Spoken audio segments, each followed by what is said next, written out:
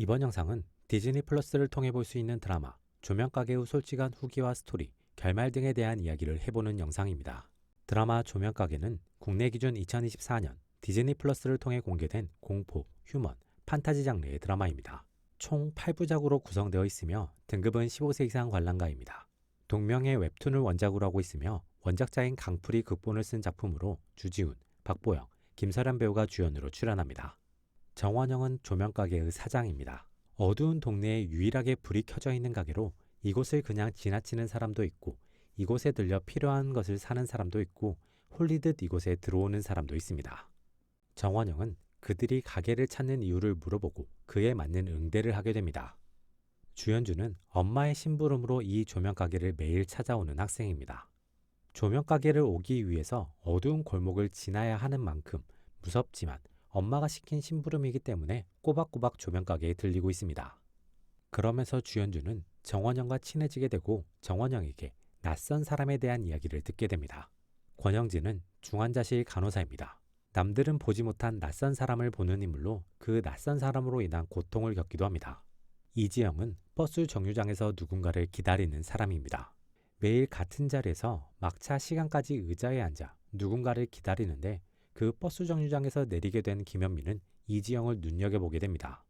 그리고 매일 그곳에 있는 이지영을 걱정하는 마음에 먼저 말을 걸게 됩니다.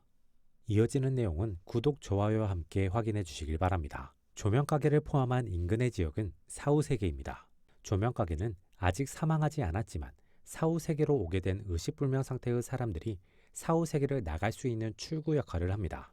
조명가게의 특징적인 점은 자신의 의지로 자신의 조명을 찾아야 큰 후유증이나 문제없이 돌아갈 수 있다는 것이며 그렇지 않으면 다른 문제를 안고 돌아갈 수 있는 것으로 보입니다. 사후세계의 특징적인 점은 관계를 맺으면 맺을수록 현실로 돌아갔을 때 선망 증세가 심해진다는 것입니다. 현실 세계에서 이 선망 증세는 단순한 혼란, 착각으로 그려지지만 양성식과 김상훈의 관계를 통해 실존하는 귀신을 보는 것임이 그려집니다.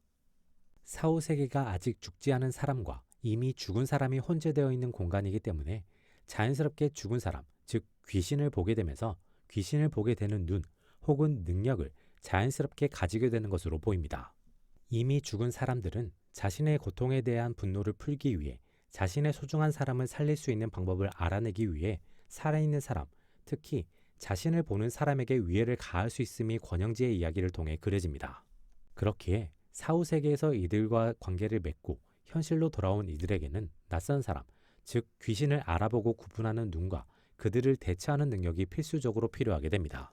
주요 인물 중 다시 현실로 돌아온 사람은 4명입니다. 가장 무난한 귀환을 하게 된 인물은 허지웅입니다. 허지웅은 사후세계에서 자신의 상황을 인지하지 못하고 어두운 골목에 대한 공포에 사로잡힌 상태였습니다. 거기에 사고로 인해 다친 다리까지 마음대로 움직이지 못하는 상황에서 공포심만 커지며 아무것도 하지 못하는 상황에 내몰리게 되었습니다. 하지만 자신을 구하기 위해 온 오승원을 통해 자신의 상황과 자신이 돌아갈 수 있는 방법을 명확하게 알게 되고 그대로 실행함으로써 현실로 돌아오게 됩니다.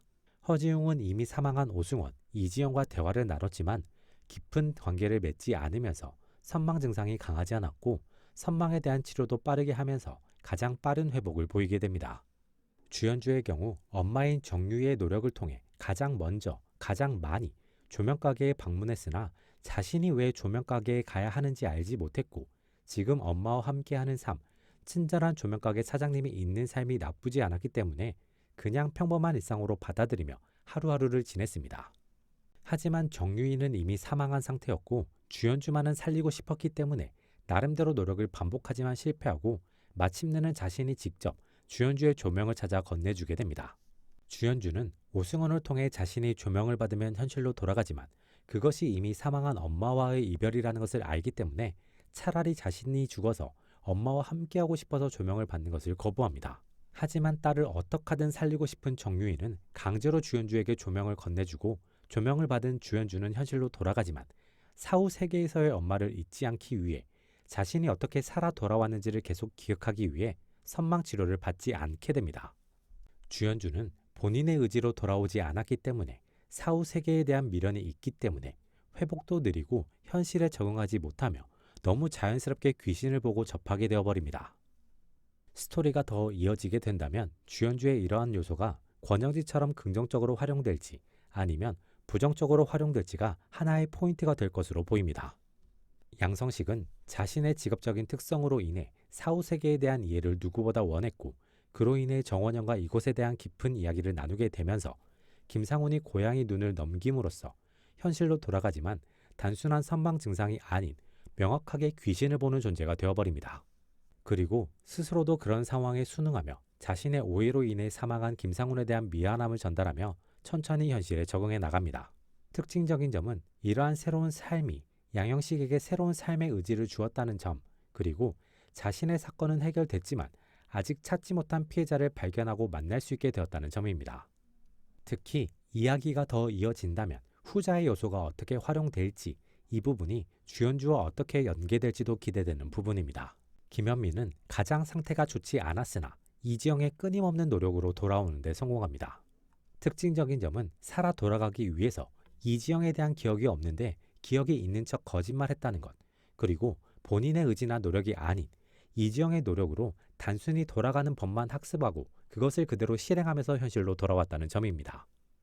그러한 부작용으로 인해 김현민은 그의 어머니가 그토록 꺼려했던 장애를 얻게 되었으며 계속 언급되는 이지영이라는 존재에 대한 기억도 감정도 없음으로 인해 자신의 큰 부분을 잃어버린 느낌과 잃어버림, 알 수 없음에 대한 공포도 가지게 됩니다.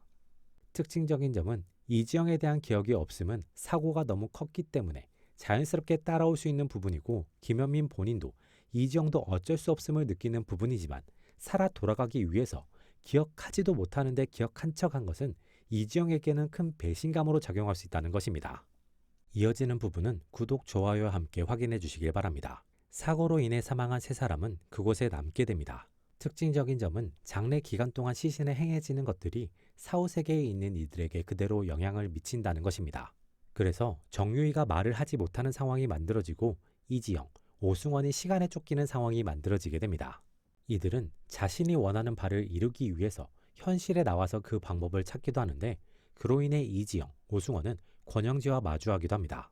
그리고 권영지로부터 조명가게, 빛에 대한 이야기를 듣게 됩니다. 정유이는 자신이 말을 할 수 없는 상황 속에서 주연주를 조명가게로 보낼 수 있는 방법도 없어지고 조명가게로 보낸다고 하더라도 주연주가 헤맬 수밖에 없는 상황이 만들어지자 자신이 직접 움직이기로 합니다.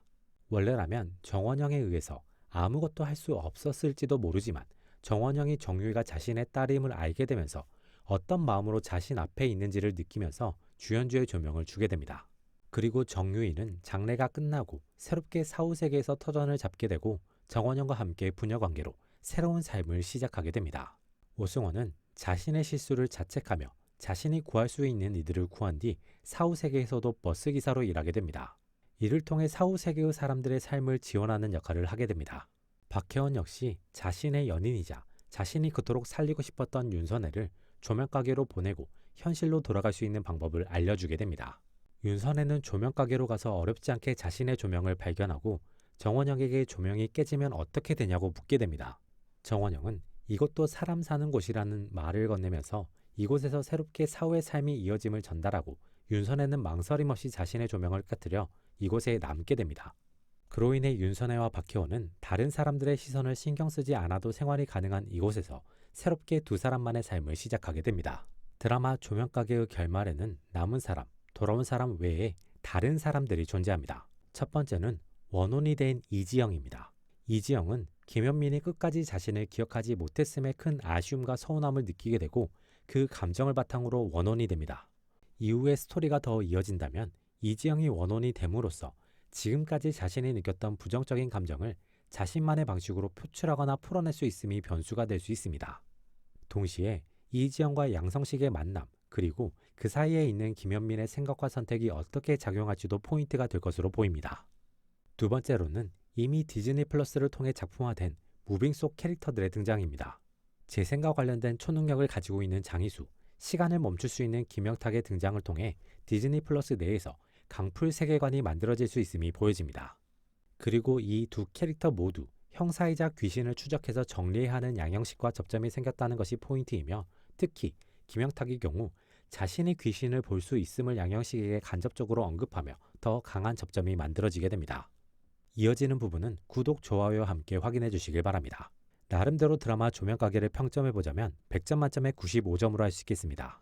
드라마 조명가게는 장르를 아우르며 다양한 재미를 전달하는 작품입니다. 초반에는 공포, 스릴러적 재미를 전달하며 후반에는 휴먼, 드라마적 재미를 전달하는 작품입니다.